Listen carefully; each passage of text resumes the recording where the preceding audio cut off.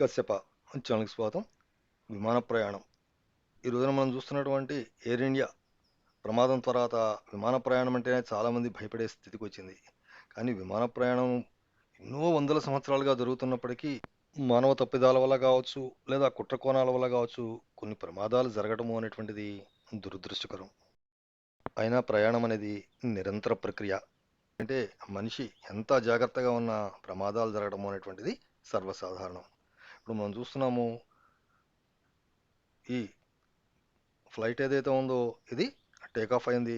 Take off అయిన flight కొద్ది కొద్దిగా పైకి వెళ్తున్న కొద్దీ కింద ఉన్నటువంటి పెద్దనైనటువంటి కట్టడాలు, అదేవిధంగా కానవచ్చేటువంటి పెద్ద పెద్దనైనటువంటి బిల్డింగ్లు, చెట్లు ఇవన్నీ కూడా చిన్న చిన్నగా కానరావటం అనేటువంటిది ఒక వింత అనుభూతినిస్తుంది. ఒక నిర్దిష్టమైనటువంటి ఎత్తుకు వెళ్ళేంత వరకు కూడా ఆ ఫ్లైట్ ప్రయాణం అలా పైకి కొనసాగి ఒక నిర్దిష్టమైనటువంటి ఎత్తుకు వెళ్ళిన తర్వాత మరలా భూమికి సమాంతరంగా ఈ ఏరోప్లేన్ మారడం జరుగుతుంది. అక్కడి నుంచి కూడా ప్రయాణం సజావుగా మామూలుగా కనబడుతుంది. అప్పుడు మనకు ఇప్పటి వరకు కూడా మనం ఏటవాలుగా ఉన్నటువంటి ఈ ఫ్లైట్ కాస్త మామూలుగా వచ్చి ప్రయాణం మామూలుగా కొనసాగటం అనేటువంటిది జరుగుతుంది. నిజం చెప్పాలి అంటే ఒక్కసారి భూమికి సమాంతరంగా ఫ్లైట్ వచ్చేసిన తర్వాత మనకు మామూలుగా బస్సులో ఉన్న జర్నీకి ఫ్లైట్లో ఉన్న జర్నీకి పెద్ద తేడా అనిపించదు. అంటే మనం బయటకి ఆ కిటికీలోంచి చూస్తున్నప్పుడు మాత్రం ఆ వాతావరణం అవన్నీ కనబడతాయి, కానీ మధ్యలో కూర్చోవడము లేకపోతే నిద్రపోతున్నటువంటి వాళ్ళకు ఈ ఫ్లైట్ జర్నీ రెగ్యులర్గా చేసేటువంటి వాళ్ళకి ఇది పెద్దగా ఎటువంటి భావన కూడా కలిగించదు.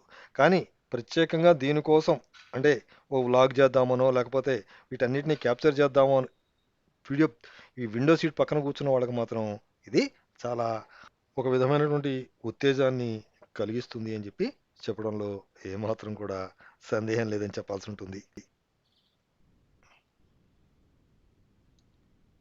పూర్తిగా ప్లేన్ అంతా కూడా పైకి వచ్చేసింది, మొత్తం మబ్బుల్లోకి వస్తుంది. ఇక మబ్బుల్లోకి వచ్చిన తర్వాత చూసినట్లయితే కనుక మొత్తం మనం ఒక సముద్రం మధ్యలోంచి మనం వెళ్తున్నామా అనేటువంటి భావన కలుగుతుంది. ఇటు చూసిన మేఘాలు, మేఘాల మధ్య లోపల ఎత్తైన ప్రదేశం లోపల మనము కానరావడం జరుగుతుంది.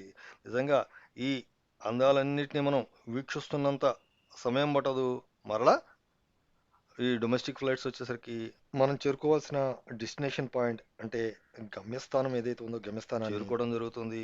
ఈ చుట్టుపక్కల ఉన్నటువంటి ప్రదేశాలన్నిటినీ గమనిస్తుంటే చాలా అద్భుతంగా అనిపిస్తుంది. చూడండి, ఎటు చూసినా కూడా మొత్తం అంతా మబ్బుల లోపల మధ్యలో మనం ఇట్లా ప్రయాణిస్తున్నటువంటి భావన కనబడుతుంది. ఇక మనం వాటన్నిటిని అట్లా చూస్తూ ఆస్వాదిస్తున్న సమయంలోనే ఈ లోపలే మరలా మనం రన్వేపైకి దిగుతున్నాము అని చెప్పేటువంటి అనౌన్స్మెంట్ ఏదైతుందో ఆ అనౌన్స్మెంట్ వచ్చేస్తుంది.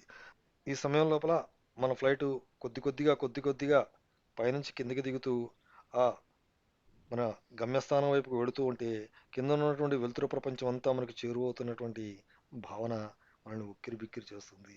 చూశారు కదా మా ఈ వీడియో. నచ్చితే తప్పకుండా లైక్ చేయండి, షేర్ చేయండి, సబ్స్క్రైబ్ చేసుకోండి. Thank you.